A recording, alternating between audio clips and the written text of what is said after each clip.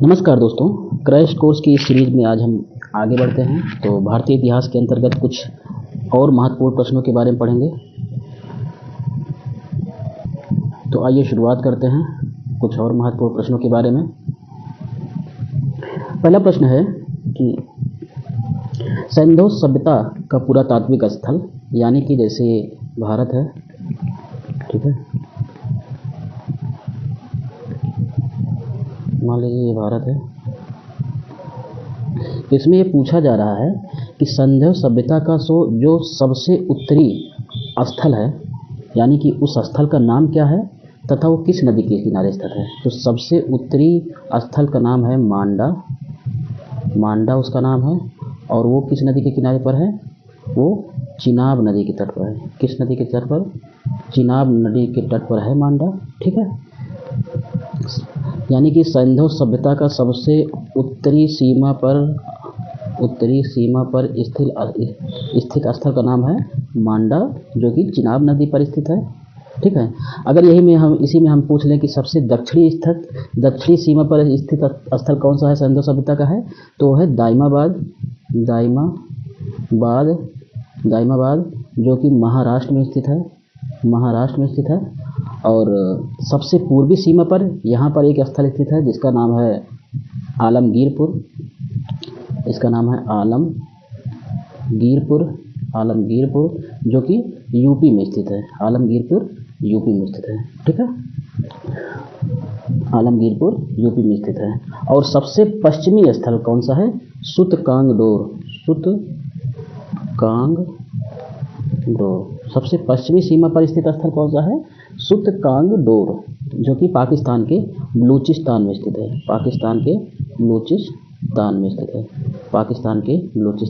है। इसको हम साफ देख लेते हैं।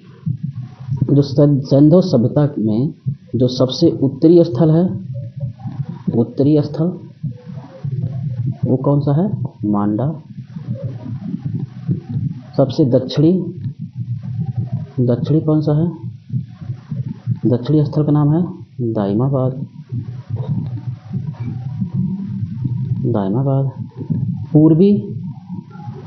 पूर्वी आलमगीरपुर।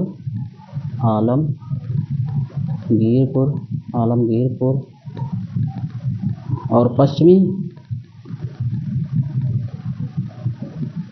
स्थल का क्या नाम है? पश्चिमी स्थल का नाम है सुतकांगडोर।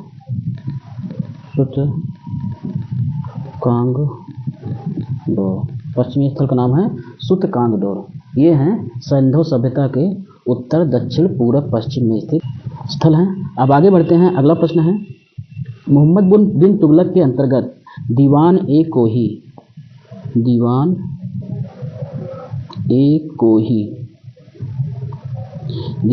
कोही किस विभाग की देखभाल करता था? तो इसमें बताना है कि दीवान ए कोही जो था वो किस विभाग का देखभाल करता था। तो कृषि की उन्नति से संबंधित, यानी कृषि विभाग का देखभाल करता था। कौन विभाग था वो? दीवान ए कोही जो था वो कृषि विभाग का देखभाल करता था, ठीक है। अगला प्रश्न है, गांधी जी द्वारा भारत में चलाया गया प्रथम वास्तविक किसान सत्याग्रह। महात्मा गांधी द्वारा चलाया गया प्रथम वास्तविक सत्याग्रह कौन था, जो कि भारत में चलाया गया था? प्रथम वास्तविक सत्याग्रह जो कि भारत में चलाया गया था, वो कौन सा था? महात्मा गांधी द्वारा चलाया गया प्रथम वास्तविक सत्याग्रह जो कि भारत में चलाया गया था, वो कौन सा सत्याग्रह था? उसका नाम है खेड़ा किसान सत्याग्रह। खेड़ा किसान सत्याग्रह उसका नाम है, ठीक है, खेड़ा किसान सत्याग्रह। अगला प्रश्न है, 1905 में, फरवरी 1905 में क्या हुआ था? फरवरी 1905 में इंडियन होम रूल सोसाइटी की स्थापना किसने की थी? फरवरी 1905 में Indian home rule society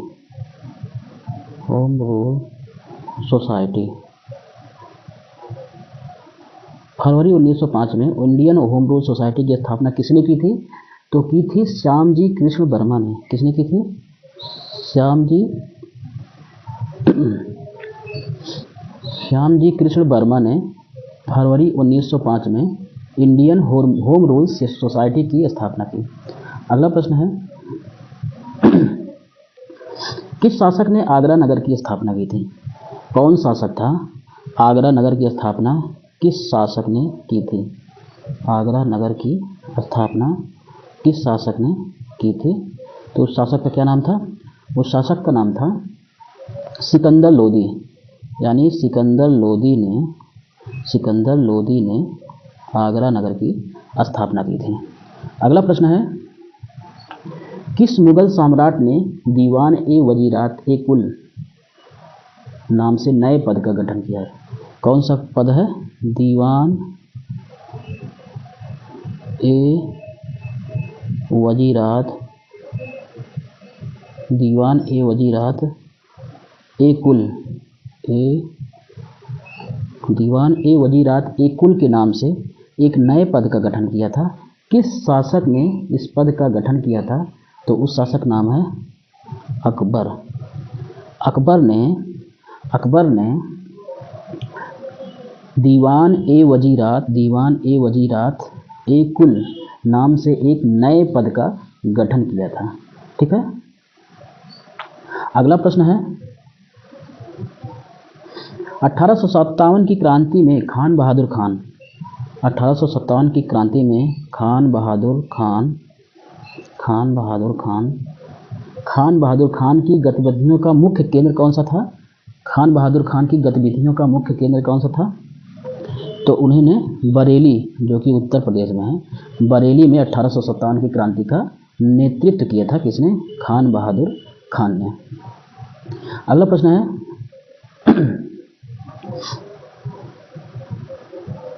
Jain और बौद्ध धर्म ने किसे स्वीकार नहीं किया था? जैसे कुछ इसमें ऑप्शन दिए रहेंगे कि उसमें से कौन सा ऐसा रहेगा, जैसे अहिंसा व्रत है, अहिंसा व्रत हो गया, या स्त्रियों का प्रवेश हो गया, स्त्रियों का प्रवेश, वर्ण व्यवस्था और अवतारवाद। तो इसमें से ये बताना है कि जैन धर्म और बौद्ध धर्म दोनों ने कौन सा इसमें से स्वीकार नहीं किया था? तो जैन और बौद्ध दोनों ने अवतारवाद को नहीं स्वीकारा था। जैन धर्म और बौद्ध धर्म दोनों ने अवतारवाद को नहीं स्वीकारा था। ठीक है। अगला प्रश्न है,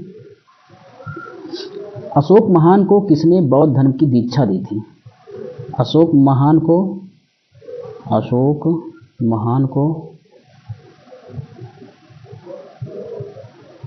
बौद्ध धर्म की दीक्षा किसने दी थी? अशोक महान को बौद्ध धर्म की दीक्षा दी थी उपगुप्त ने। किसने दी थी? उपगुप्त ने। अशोक महान को बौद्ध धर्म की दीक्षा उपगुप्त ने दी थी। अगला प्रश्न है, गुप्तकालीन चित्रकला का उत्कृष्टतम रूप कहाँ मिलता है? तो अगर हम देखें अजंता में, अजंता की जो गुफा है, अजंता की गुफा में गुप्तकालीन चित्रकला का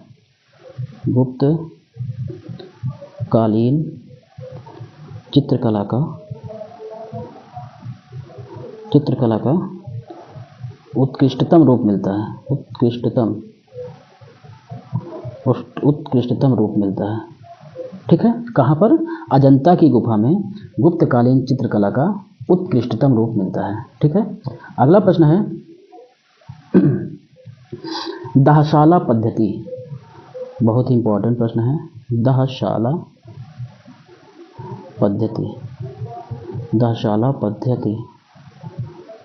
पद्धति किसने प्रारंभ की? दाहशाला पद्धति किसने प्रारंभ की? तो टोडरमल थे, जो कि अकबर के समय में भू राजस्व की व्यवस्था की देखभाल करते थे। टोडरमल, जो अकबर के शासनकाल में ही एक अधिकारी थे, राजस्व अधिकारी थे, उन्होंने ही दाहशाला पद्धति लागू की थी, दाहशाला पद्धति उन्होंने ही लागू की थी। अगला प्रश्न है, गदर पार्टी की स्थापना अमेरिका में किसने की थी? गदर पार्टी की स्थापना अमेरिका में किसने की थी? गदर पार्टी की स्थापना, ठीक है, तो उसका नाम है लाला हरदयाल ने। लाला हरदयाल ने एक क्रांतिकारी थे। लाला हरदयाल एक क्रांतिकारी थे। उन्होंने अमेरिका में गदर पार्टी की स्थापना की थी, ठीक है। और कब स्थापित की थी गदर पार्टी की स्थापना, कब की थी? 1913 में। 1913 में। अगला प्रश्न है, मुगल काल में मीर बख्शी किस विभाग को देखता था? मुगल काल में जो मीर बख्शी होता था, मुगल काल में जो मीर बख्शी होता था वो किस विभाग को देखता था? तो वो सैन्य विभाग को देखता था।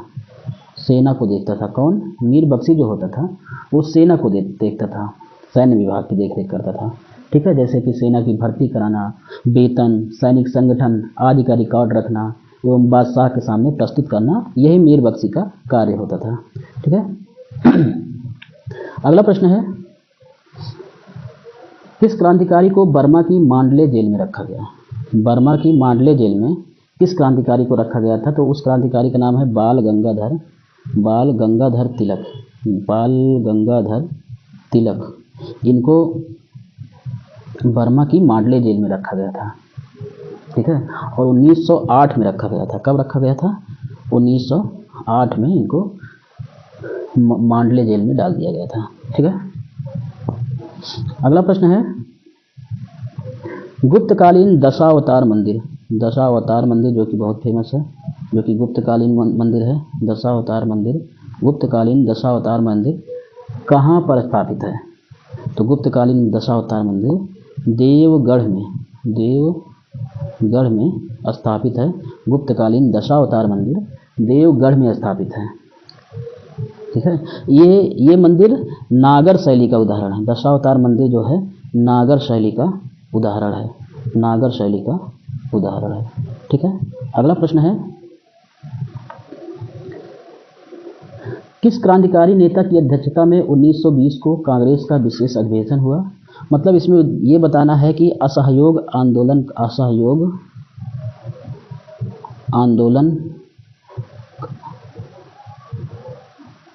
का प्रस्ताव जो है 1920 में पारित हुआ था, और वो जिस अधिवेशन में पारित हुआ था उसकी अध्यक्षता कौन किया था?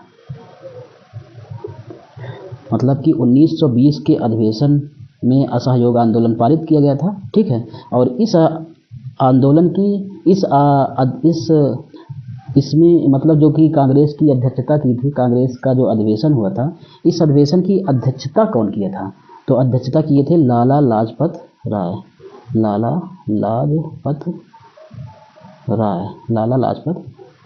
ठीक है।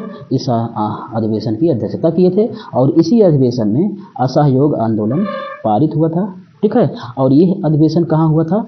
नागपुर में हुआ था। ये अधिवेशन नागपुर में हुआ था, ठीक है। अगला प्रश्न है, कनिष्क के शासनकाल की सर्वाधिक महत्वपूर्ण घटना कौन सी थी? अगर हम देखें कि कनिष्क के शासनकाल की जो सबसे महत्वपूर्ण घटना थी वो थी चतुर्थ बौद्ध संगीति का आयोजन। चतुर्थ बौद्ध संगीत का आयोजन जो था वो कनिष्क के शासनकाल में हुआ था, ठीक है। और कहाँ पर हुआ था? कुंडलवन कश्मीर में हुआ था। कुंडलवन कश्मीर में हुआ था और वसुमित्र ने इसकी अध्यक्षता की थी और उस समय के राजा जो थे वो कनिष्क थे। अगला प्रश्न है, अकबरकालीन स्थापत्य की विशेषता क्या थी? कि उनके स्थापत्य की विशेषता ये थी कि उसमें हिंदू मुस्लिम सबसे महत्वपूर्ण व्यवस्था जो अकबरकालीन स्थापत्य थी उसमें ये थी कि हिंदू मुस्लिम शैली का समन्वय था। सबसे महत्वपूर्ण व्यवस्था थी, सबसे महत्वपूर्ण विशेषता थी अकबरकालीन स्थापत्य की, ठीक है। और एक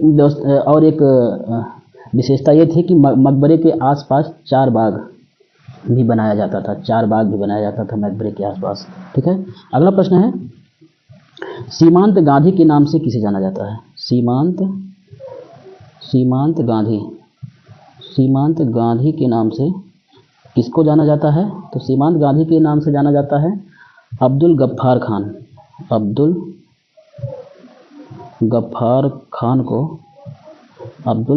खान को सीमांत गांधी के नाम से जाना जाता है। क्यों? क्योंकि इन्होंने स्वतंत्रता आंदोलन में सीमांत क्षेत्र में नेतृत्व किया, और खुदाई खिदमतगार, कौन सा? खुदाई खिदमतगार एक प्रकार का संगठन है, खुदाई खिदमतगार एक संगठन है, उसका नेतृत्व किया। ठीक है, सीमांत गांधी यानी अब्दुल गफ्फार खान को सीमांत गांधी के नाम से जाना जाता है। इन्होंने खुदाई खिदमतगार संगठन का नेतृत्व किया। ठीक है, अगला प्रश्न है, सल्तनत काल में किस शासक ने सर्वाधिक नहरों का निर्माण किया है? सर्वाधिक नहरों का निर्माण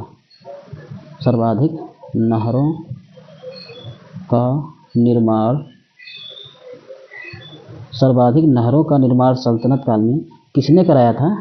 तो फिरोज शाह तुगलक ने कराया था। किसने कराया था? फिरोज शाह तुगलक ने सल्तनत काल में सर्वाधिक नहरों का निर्माण कराया था, फिरोज शाह तुगलक ने। अगला प्रश्न है, 1919 में लाहौर अधिवेशन हुआ। 1929 में लाहौर अधिवेशन हुआ कांग्रेस का लाहौर अधिवेशन हुआ। ठीक है, इसमें अधिवेशन की अध्यक्षता किसने की? 1929 में लाहौर अधिवेशन में कांग्रेस की अध्यक्षता किसने की थी? तो की थी जवाहरलाल नेहरू ने की थी। जवाहरलाल नेहरू ने 1929 में कांग्रेस अधिवेशन की अध्यक्षता की थी। ठीक है, और इसी अधिवेशन में कांग्रेस ने पूर्ण स्वराज का संकल्प पारित किया था। महत्वपूर्ण प्रश्न है, और इसी अधिवेशन में कांग्रेस ने पूर्ण स्वराज का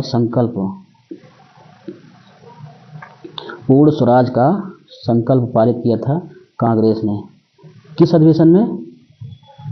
लाहौर अधिवेशन में। कब? 1929 में। ठीक है, अगला प्रश्न है, अलाउद्दीन खिलजी ने एक मस्जिद का निर्माण कराया जिसका नाम है जमायत खाना मस्जिद। जमायत खाना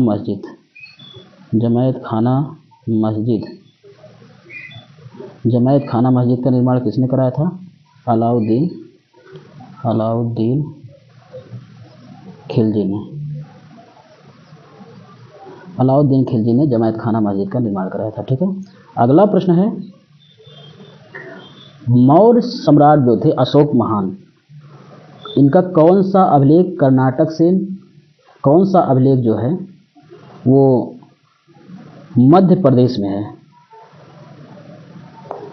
मतलब कि मध्य प्रदेश में कौन सा अभिलेख है जो कि अशोक महान द्वारा निर्मित कराया गया है? मध्य प्रदेश में इनका एक अभिलेख है अशोक महान द्वारा निर्मित, अशोक महान द्वारा बनवाया गया एक अभिलेख है मध्य प्रदेश में, जिसका नाम है गुर्जरा अभिलेख, जो कि सम्राट अशोक द्वारा ही बनवाया गया था। ठीक है, अगला प्रश्न है कि किस बौद्ध ग्रंथ को बौद्धों का रामायण कहा जाता है? कौन सा ऐसा बौद्ध ग्रंथ है जिसे बौद्धों का रामायण किस बौद्ध ग्रंथ को कहा जाता है? तो उसका नाम है बुद्ध चरित एक बौद्ध ग्रंथ है जिसको बौद्धों का रामायण कहा जाता है। ठीक है, और इसे अश्वघोष का कीर्ति स्तंभ भी कहा जाता है। ठीक है, इसे अश्वघोष का कीर्ति स्तंभ भी कहा जाता है। किसको? बुद्ध चरित को बुद्ध चरित्र को अश्वघोष का कीर्ति स्तंभ भी कहा जाता है, स्तंभ भी कहा जाता है और बौद्धों का रामायण भी कहा जाता है। ठीक है। अगला प्रश्न है, दिल्ली की प्रसिद्ध जामा मस्जिद का निर्माण किस शासक ने करवाया था? जामा मस्जिद का निर्माण जो कि दिल्ली में है, इसका निर्माण किस शासक ने करवाया था? तो उस शासक का नाम है शाहजहां। शाहजहां ने दिल्ली की प्रसिद्ध जामा मस्जिद का निर्माण करवाया था, जो कि दिल्ली में स्थित है। और ये जामा मस्जिद जो है लाल किले के पास स्थित है और ये लाल बलुआ पत्थर से बनी है। ठीक है। अगला प्रश्न है,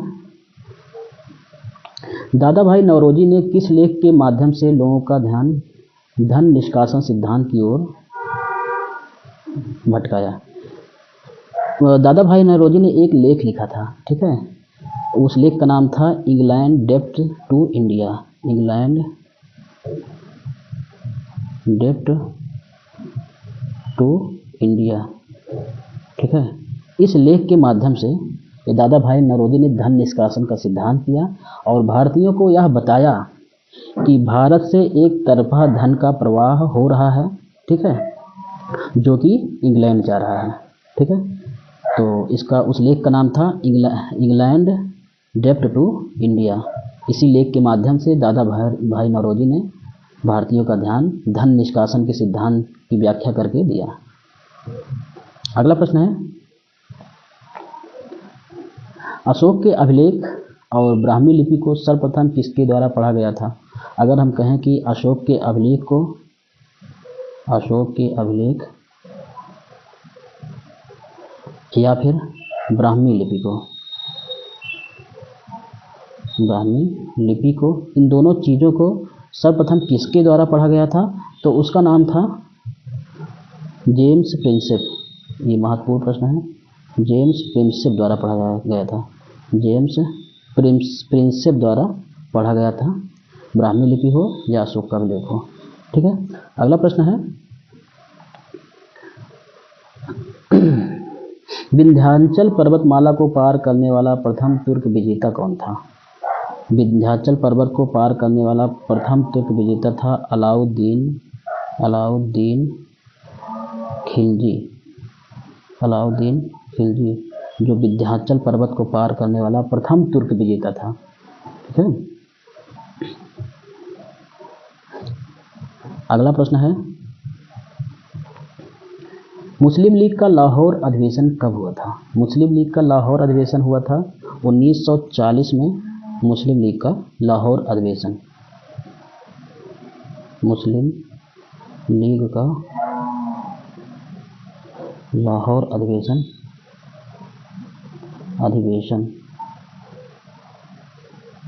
मुस्लिम लीग का लाहौर अधिवेशन 1940 में हुआ था। ठीक है, 1940 में हुआ था।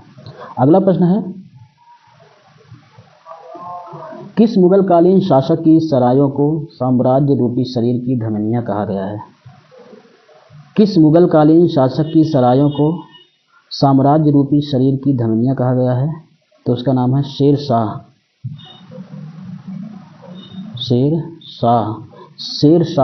जो शासक है, इसको मुगलकालीन शासक की सरायों को साम्राज्य रूपी शरीर की धमनियां कहा गया है। ठीक है। किस शासक को? शेर शाह को। ठीक है। अगला प्रश्न है, मोहम्मद बिन तुगलक के समय किसको चीन का राजदूत नियुक्त किया गया था? मोहम्मद बिन तुगलक के समय चीन का राजदूत किसको नियुक्त किया गया था? चीन का राजदूत किसको नियुक्त किया गया था? तो उसका नाम था इब्न बतूता को मोहम्मद बिन तुगलक के समय चीन का राजदूत नियुक्त किया गया था। इब्न बतूता जो था वो मोरक्को का निवासी था,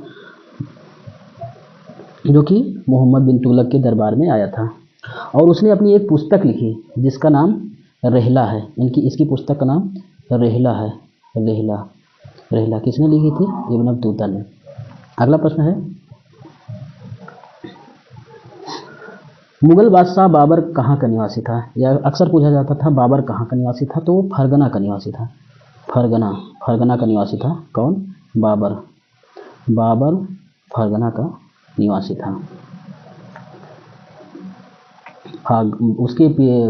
उसका पूरा नाम जो था वो जहीरुद्दीन मोहम्मद बाबर था। और बाबर ने पानीपत, खानवा आदि युद्ध जीतकर मुगल शासन का विस्तार किया था भारत में, जो कि बाबर फरगना का निवासी था। अगला प्रश्न है, क्रिप्स मिशन को किसने उत्तर तिथीय चक की संज्ञा दी?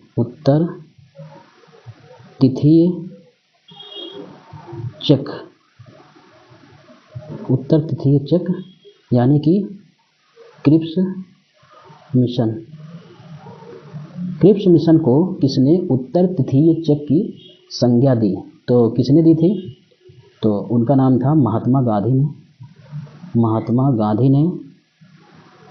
गांधी ने क्रिप्स मिशन को उत्तर तिथीय चक की संज्ञा दी थी। ठीक है, तो आज बस इतना ही। अब मिलते हैं अगले महत्वपूर्ण प्रश्नों की सीरीज में। तब तक के लिए जय हिंद, जय भारत।